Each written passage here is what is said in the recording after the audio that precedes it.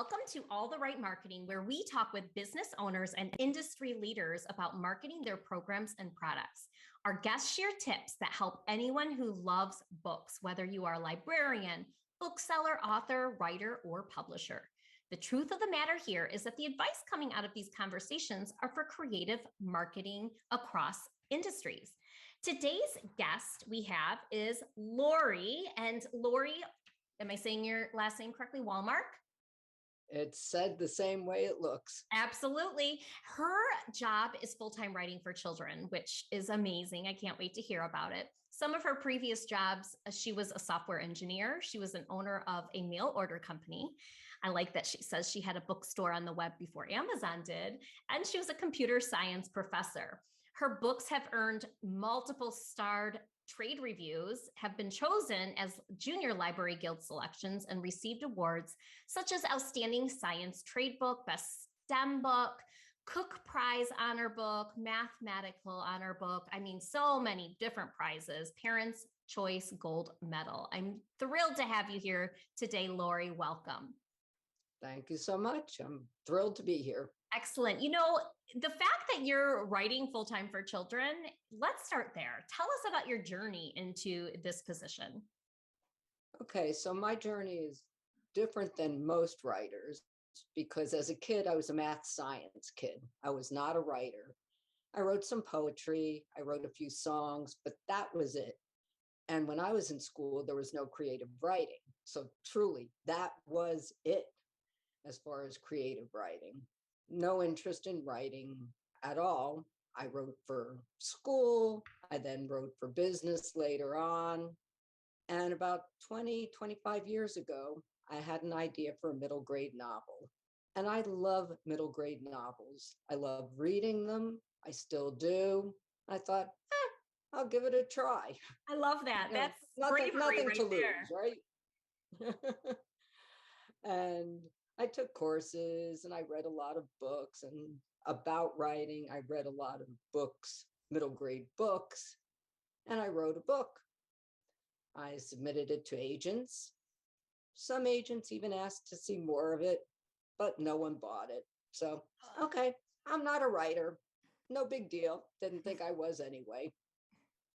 5 years later, I have another idea for another middle grade book. So I start over again. I take more courses, I read more books, I send it to agents. But in this case, I also continued writing. I was taking a course on picture book writing. So I was writing other things while I was waiting. I wasn't just sitting there waiting, publish me right now. Yeah. That book actually did get picked up by a publisher who went out of business. Okay. So it never came out. Okay, but now I was hooked. Now I was writing. This was good. I was enjoying it. I was still working at my other jobs at the time, enjoying writing, getting closer and closer and closer and closer. So close. So I gave up again. My story is not a good story as a model for people for giving up. This is now the second time I've given up. But at the time, I was taking a course at my college on children's literature. And when the teacher found out I had written a biography, she said, bring it in.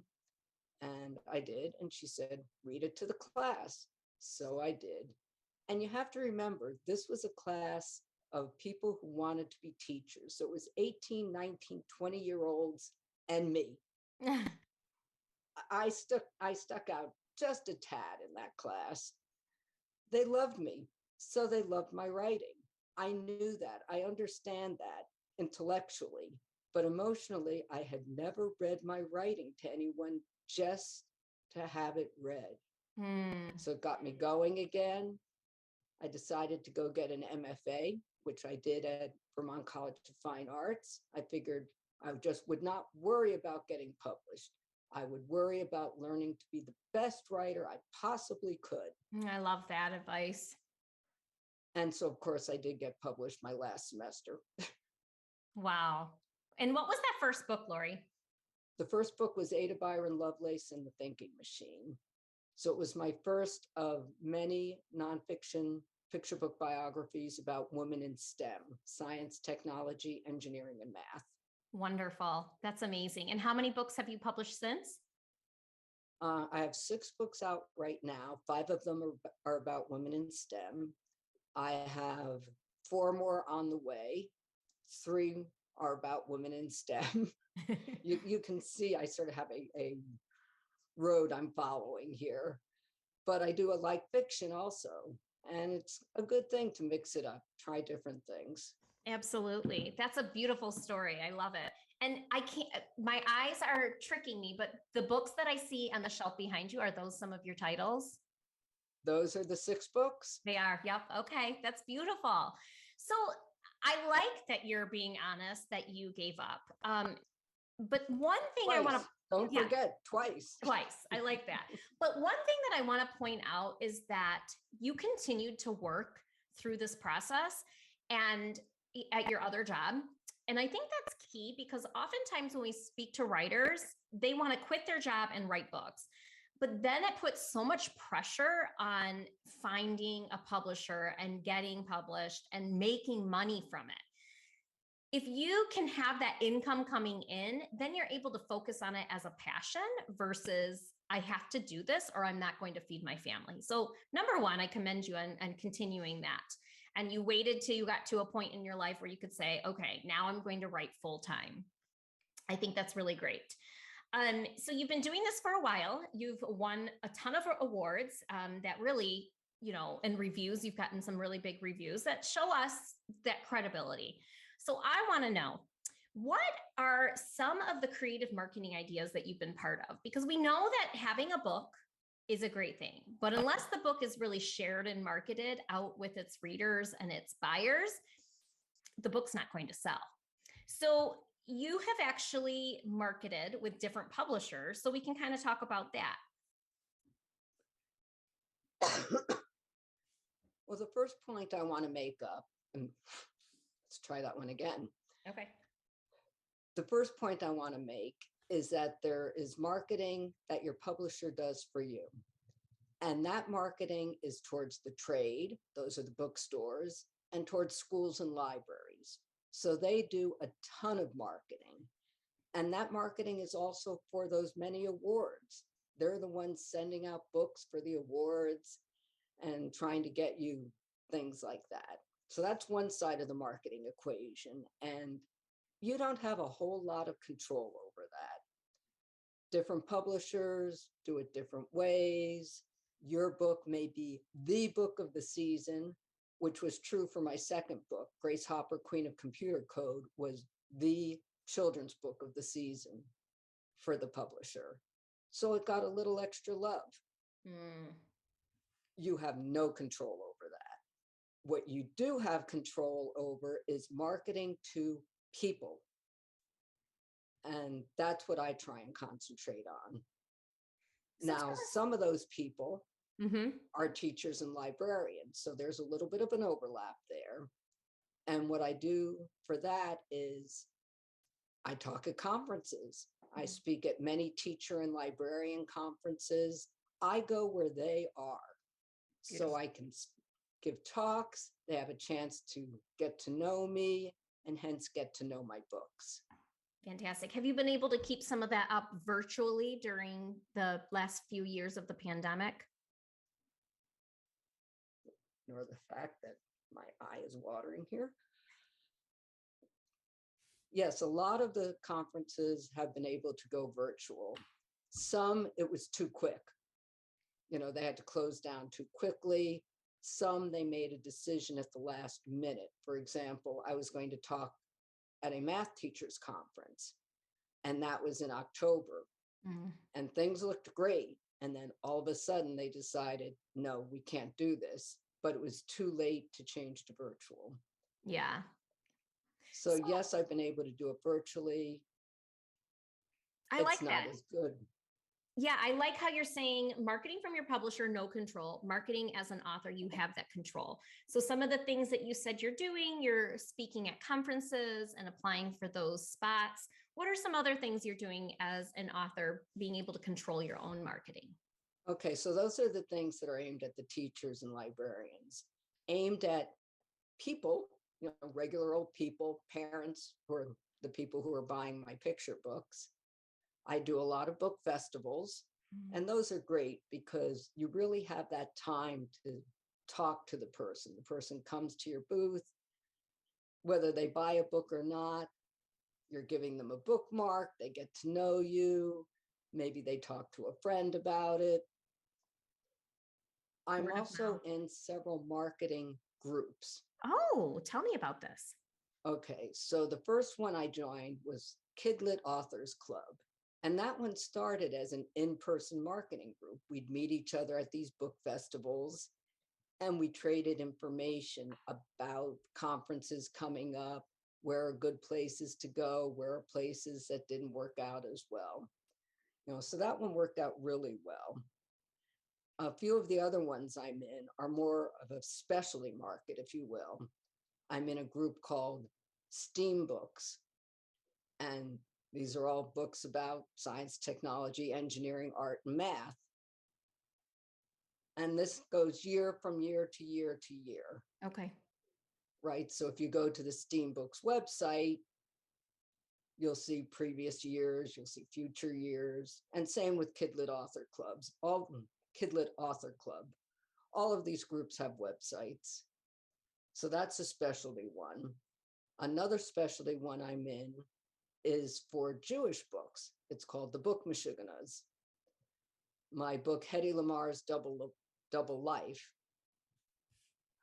Try it again. My book, Hedy Lamar's Double Life. Hedy was Jewish. And I've given a talk to American Jewish libraries, for example, about that book. I have a fiction book coming out that's Jewish themed. So again, that's a more pointed market, if you will. Absolutely. We will link to all three of those websites in the show notes. So I'm going to those give you one more. Okay. Kidlit for Growing Minds. And the reason I'm giving you this one is because this one again crosses between teacher, librarians, and people, because we're trying to reach out to teachers. We're setting up a YouTube channel. We've done some events together. We've done events individually, obviously. So these marketing groups, they give you a community, first of all, but also you find out about opportunities. If there's a call for proposal for a conference, you may never see it unless someone in one of these groups mentions it. I love that. So that community aspect really helps because everyone's sharing with each other. That's wonderful. So Kidlit Authors Club, Kidlit for Growing Minds, STEAM Books. What was the STEAM Team Books? Yep. I think it is. Okay. I'm not sure what the website is. You'll have to look it up. I will look it up on Google. Absolutely. And then Kidlit for Growing Minds is the last one. Wonderful. This has been eye-opening and I've learned a lot. And so if I'm learning a lot and I do these interviews and I'm hearing all about marketing, I think other people are going to learn a lot as well. I thank you for your time. Do you have any last minute words of wisdom you would like to give to aspiring writers who are tuning in and who heard you say that you gave up twice? Hang in there. Those are really my final words. You've got to hang in there because it takes a long time to get published. It takes a long time to get a book accepted. From there, it takes a long time for the book to come out, especially picture books. And I still remember the first conference I went to, and I was sitting next to a friend, and we each had one book out. And the two of us, we were like deer in the headlights. Because around us, it seemed everyone else was getting people coming to their table and no one was coming to our table. It takes time. That imposter syndrome, like, what am I doing wrong? But you're not doing anything wrong, we've learned. Exactly. You're learning, you're growing with other writers. I think that's wonderful. Well, thank you. Have one. Yeah, go ahead, Laurie. I do have one other thing I do. I give back to my Kidlit community. Mm. So every day on Facebook and Twitter, I put up a Kidlit link of the day. And this is to an article about craft or marketing, business, any aspect of Kidlit that I find interesting. I think other people will find interesting. And then once a week, I put up a woman in STEM. I choose some woman and I don't link, but I mention a book about her, a Kidlit book. So if people want to learn more, so I'm giving back to people and maybe they'll be giving back. It's a give and take. It really Kidlit is. community is great. It really is. And you can spot the people who are takers and who are not givers. It's very That's clear. True. And it's not as easy to help those individuals. So I really like that give and take and how important that is to, Right. and that you've created a system for yourself to make sure that you are participating and contributing. And to be fair, it helps me also because obviously more people will follow me, but I am giving back. That's wonderful. And that's on your Facebook page. Yes. Fantastic. Laurie, this has been wonderful. I appreciate your time. Listeners, you know where to find Laurie. You're going to go to the show notes and we will have the links to her website and all of these wonderful resources that she has shared. And we look forward to sharing this interview with you and the next interview that will air on Tuesday. Until then, listeners, think outside the box and don't be afraid to reach your audience in new and creative ways.